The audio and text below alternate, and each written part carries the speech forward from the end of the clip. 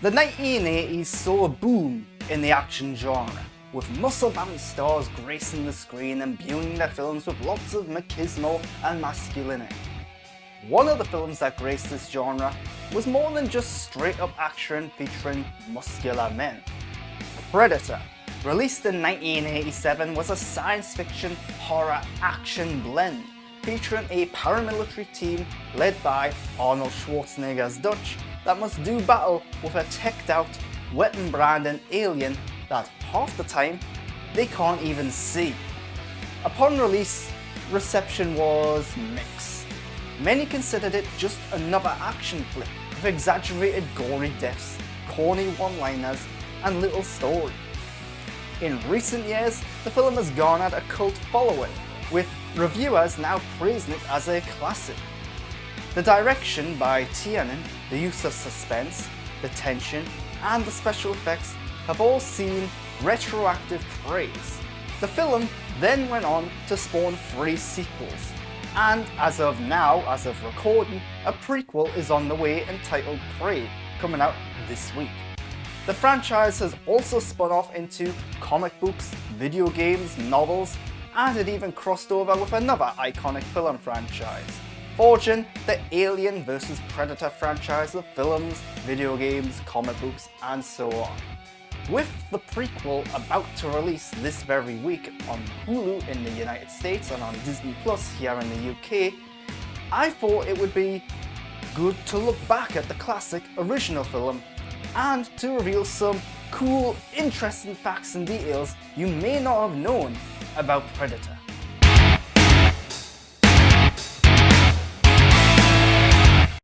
Famed writer and director Shane Black, best known for the Lethal Weapon movies and Iron Man 3, and of course the last Predator movie entitled The Predator, is one of the stars of Predator. While that's all cool and interesting, it's not the cool fact. Producer John David hired Shane Black not because of his skills as an actor, but rather his expertise as a writer.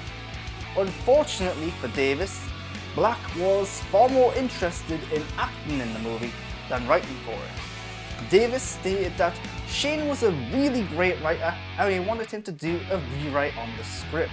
So we put him in the movie, and we got him down there and we asked him to do a rewrite. And he said he was an actor in the movie and not a writer. So he was the first person we killed.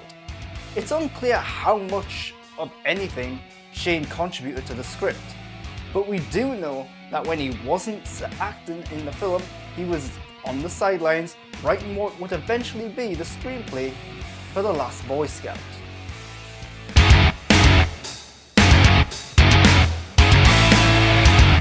In April 1986, the cast and crew went on a break for a few weeks. Working in the Mexican jungle can be challenging and draining, but that's not why they took the break. They wanted a break so that Arnold Schwarzenegger could get married to Maria Shriver. Producer Joel Silver even chartered a jet to get him to Massachusetts for the wedding. It was so tight a scheduling fit that he was still on set filming 48 hours before his wedding dinner rehearsal. Jesse Ventura, castmate of the film, well aware of all this, often teased Arnold about it, ruining several takes. And Arnold's bride-to-be wasn't too happy about it either, especially when Arnold missed the first preparation and when he was clearly more focused on the movie than on her. Of course, after any successful wedding comes a honeymoon.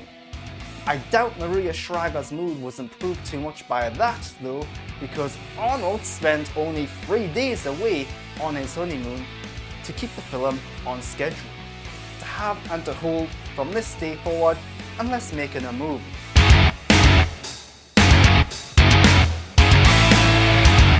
Have you ever looked at the Predator and wondered why he's not all that flexible? There are several reasons for it.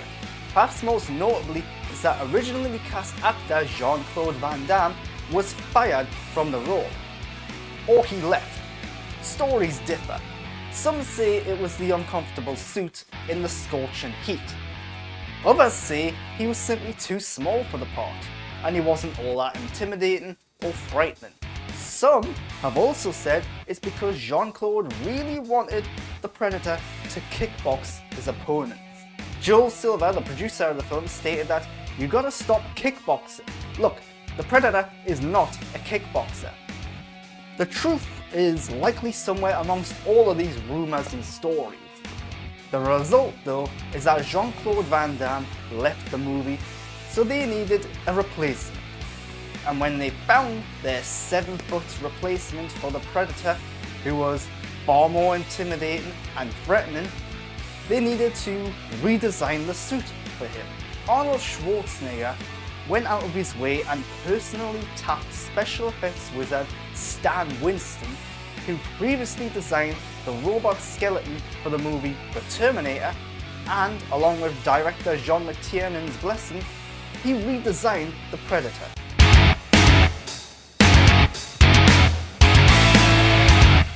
Some actors like to get hands-on with their roles, doing as many of the stunts as they can and risking it all. That includes Arnold Schwarzenegger, who often did his own stunts and took things even further while filming Predator. He has said, "I took more abuse in Predator than I did in Conan the Barbarian. I fell down that waterfall and swam in ice-cold water for days and weeks and was covered in mud. It was freezing in the Mexican jungle. They had these heat lamps, but they were no good. If you stayed in front of them, the mud dried. Then you had to take it off and put a new mud on again. The location was tough, never on flat ground, always on hill. We stood all day long on a hill, one leg down, one leg up. It was terrible." Sounds really tough to be an actor in an exotic location, but it's perhaps tougher being that actor's stunt double because one stunt, the double blew out his knee and had to go to hospital. So, end of the day, Arnold really had it tough on this one.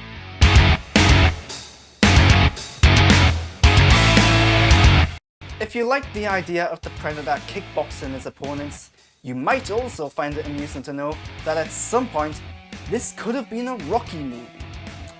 In a short documentary, If It Bleeds, We Can Kill It, the screenwriters of the movie, Jim and John Thomas, stated that they got the idea for the film from a joke about Rocky IV, which came out 2 years earlier. The premise was that after Rocky defeated all the big opponents, the only logical move for the series would be for Rocky to face off against an alien. They may have taken the joke a little too far, but the idea eventually morphed into a film they called Hunter, and which eventually became Predator.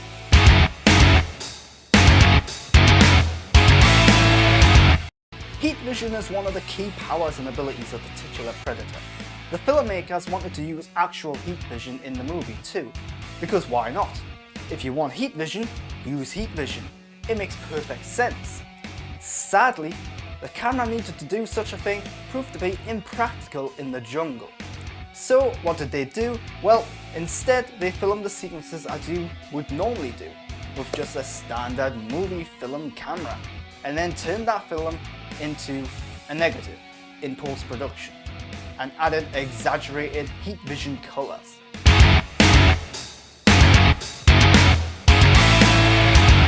All films are political.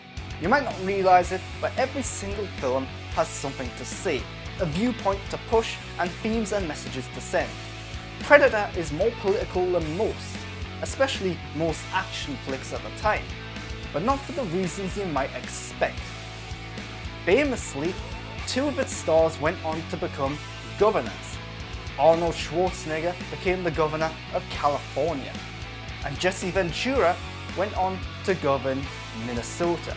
But there was a third politician in the movie. The late Sonny Landon, the ex-porn star who played Billy, made a run for the governor of Kentucky. He failed to get the gig though.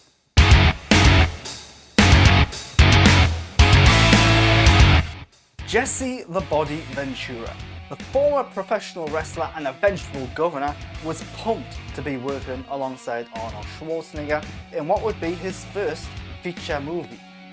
He was pumped in more ways than one as well, because once they met, they started a little rivalry of sorts. One day, Ventura found out from the wardrobe department that his arms were 1 inch bigger than Arnold's. Naturally, he was over the moon. And he wanted to rub it in, so he made a bet with Arnold. Whoever had the biggest arms won a bottle of champagne. However, Arnold won the bet. Sneakily, the former bodybuilder asked the wardrobe department to tell Ventura his arms were bigger, giving the wrestler the false pride and confidence to place the bet in the first place. And the rivalry didn't end there. Ventura pulled his own prank on Arnie, pouring water over his own body while at the gym, making Arnie think Ventura was drenched in sweat. As such, Arnie thought Ventura was working out longer than he usually did, so he resolved to start working out earlier. He and Ventura both started arriving earlier every day until eventually they were working out in the gym at around 4 AM in the morning. Boys will be boys, as if size matters anyway. Always.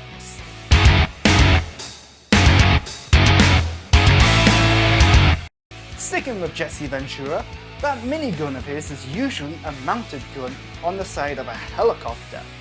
Many modifications had to be applied for the former wrestler to wield one on foot.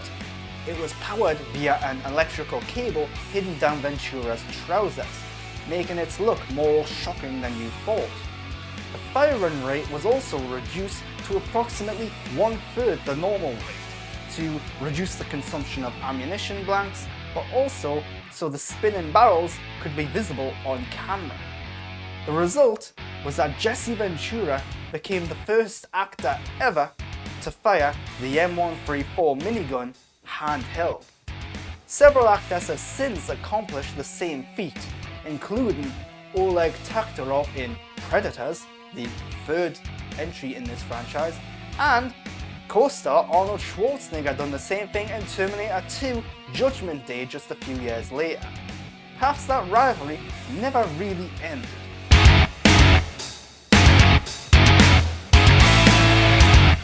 One of the key identifying features of the Predator is its location. The lush, dense green jungle. It looks very real, doesn't it? That's because it is, but at one point it wasn't going to be. Director John McTiernan and cinematographer Donald McAlpine had to plead with the studio to let them film somewhere with actual jungle foliage. The studio eventually relented. McTiernan has since said that there was somebody involved in the production that turned out later, for corrupt reasons, insisted that we do it in Puerto Vallarta. I have never let somebody choose locations for me since. It's unclear what these corrupt reasons were, or why someone would want a movie to be filmed in a dense jungle, away from society, all secluded and away from prying eyes.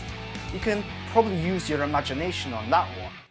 Regardless, McTiernan won his argument and got his jungle, but he hated the result because he thought the leaves were too brown. You can't have it all, I guess.